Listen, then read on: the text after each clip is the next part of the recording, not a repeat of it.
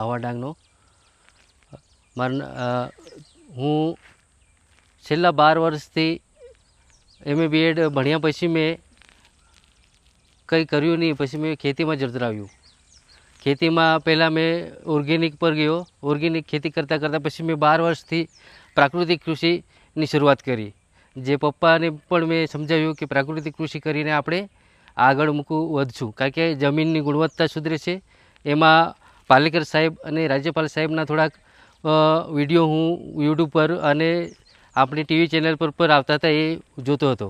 એ જોયા પછી મને લાગ્યું કે એની ખરેખર સાચી વસ્તુ છે, અને ત્યાંથી મેં અપનાવ્યું આ. અને મેં પણ આ પ્રાકૃતિક રીતે કેવી રીતે કરવાનું, કારણ કે આ આખું પ્રકૃતિમાં જ આપણે રહીએ છીએ અને પ્રકૃતિ સાથે જ સંબંધ આપણો પહેલેથી છે. અને આપણી પાસે દેશી ગાય પણ છે, એટલે એ જે આપણી પાસે છે એ જ બધું છે, એ જ કરીને આપણે કરવાનું છે. પ્રકૃતિમાંથી જ સાધનો લઈને આપણે હાથે ખેતી કરવાની છે. તેથી મેં એ લોકોના રાજ્યપાલ સાહેબ દેવવ્રતજીના માર્ગદર્શન અને આત્મા દ્વારા જે ટ્રેનિંગ મને 2019માં મળી, ત્યાર પછી હું વધુ સક્રિય થયો અને આ ખેતીમાં તરત જોતરાયો. અને પાછા જેમ જીવામૃત, બીજામૃત, ઘનજીવામૃત, મિશ્ર પાક, મલ્ચિંગ છે, વાપસા, એ બધું અપનાવવા ધીરે ધીરે ચાલુ કર્યું. અને ત્યારથી હું આજ સુધી પ્રાકૃતિક ખેતી કરું છું. મારા ખેતરમાં આમ બી પ્રકૃતિની દ્રષ્ટિએ જોઈએ તો બધી વસ્તુ છે. જે જીવાત આવે તો નિમાસ્ત્ર જોઈએ કે અગ્નિયાસ્ત્ર, આપણે નિમાસ્ત્ર છે, એ બધું આપણે મનાવતા છે. પછી બ્રહ્માસ્ત્ર છે, 10 મણની અર્ક, જરૂર પડે એ પ્રમાણે આપણે એ કીટનાશકો પણ આપણે ઘરે તૈયાર કરીએ છીએ. પછી ધીરે ધીરે મેં એ પછી થોડાક આગાખાનમાંથી મને થોડુંક મંડપ મળેલું, એમાંથી મેં પરવળની ખેતી કરી 3 વર્ષ. એ પણ પ્રાકૃતિક ઉપર જ કરી આખી. આપણે ખાતર આપણું દેશી ગાયનું છાણિયું ખાતર ઉપર જ કરી. એના પછી ધીરે ધીરે જીવામૃતનો ઉપયોગ કર્યો અને 4 વર્ષ મેં પરવળની ખેતી કરી વેલાવાળી. ત્યાર પછી કારલા ઉપર ગયો.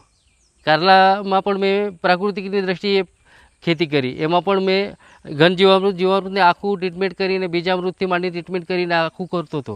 અને પોટાશ છે, પછી જે બાકીનું વિકલ્પ છે આપણા વન્ય ઔષધિમાંથી, આંકડામાંથી પોટાશનું પૂર્તિ કરી લઉં. બેલાના ફળમાંથી પણ હું પોટાશની પૂર્તિ, અમુક ટોનિક છે તે આપણે ઘરે જ બનાવીએ છીએ. અને આપણે દેશી ગાયના છાણ ખરા, એમાંથી આપણે પેલું અર્ક બનાવીએ છીએ. 10-25 કિલો આપણે સૂકું છાણ 6 મહિનાનું પેલું લેવાનું. એમાંથી પછી એક પીપમાં નાખીને એમાં પાણી ભરીને થોડુંક ગોળ નાખીને જે અર્ક નીકળે એ અર્ક આપણે ટોનિક તરીકે ઉપયોગ કરી શકીએ છીએ. એ વૃક્ષના વૃદ્ધિ માટે અને એ માટે આત્મા થકી મને ઘણું ફાયદો થયો છે. એના દ્વારા અમુક 2019ની ટ્રેનિંગ મળી, એના પછી વધારે સક્રિય થયો અને વધારે માહિતી મળી. અને પછી પ્રાકૃતિક આપણે હરિયાણાની મુલાકાત લીધી, રાજ્યપાલ સાહેબના ખેતરની. એ જોયા પછી બમણો ઉત્સાહ થયોથી મેં આ પ્રાકૃતિક ખેતી કરવાનો પ્રયત્ન કર્યો. અને આજે બધા જ ઘરના સભ્યો એ માટે સહકાર મને આપી રહ્યા છીએ.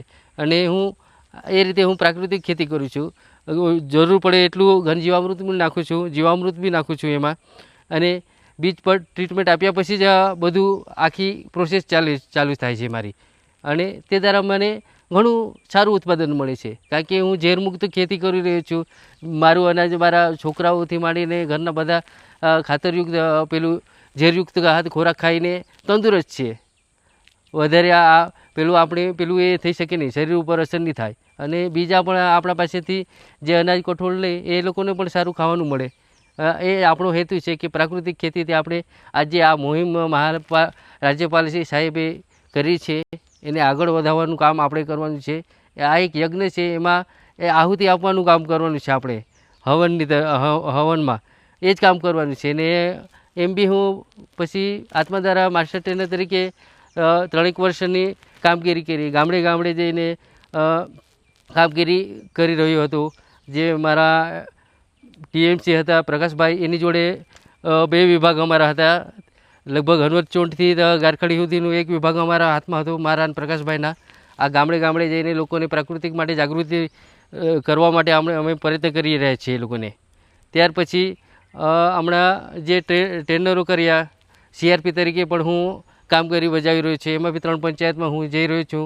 ત્યાં ઘન જીવામૃત, ને બીજામૃત ને એ બધું સમજણ આપીને એ લોકોને ખેડૂતોને કરવા માટે પ્રોત્સાહન કરી રહ્યા છીએ. અને ઘણા ખેડૂતોએ ઘનજીવામૃત બનાવીને આ વખતે ખેતરમાં ઉપયોગ કરવાની શરૂઆત કરી છે. એ દ્વારા આ પ્રાકૃતિક કૃષિનો વેગ મળે અને સારું વધારે ખેડૂતો એમાં જોતરાય એ માટે આપણે કટિબદ્ધ છીએ. કારણ કે પ્રકૃતિની જોડે જ રહીશું તો જ આપણું જીવન શક્ય છે. નહીં તો આપણે પ્રકૃતિથી વળગ્યા થઈશું તો પ્રકૃતિ આપણને નુકસાન કરશે. એટલે એ માટે આપણે બધાને સાથે લઈને ચાલવાનું છે.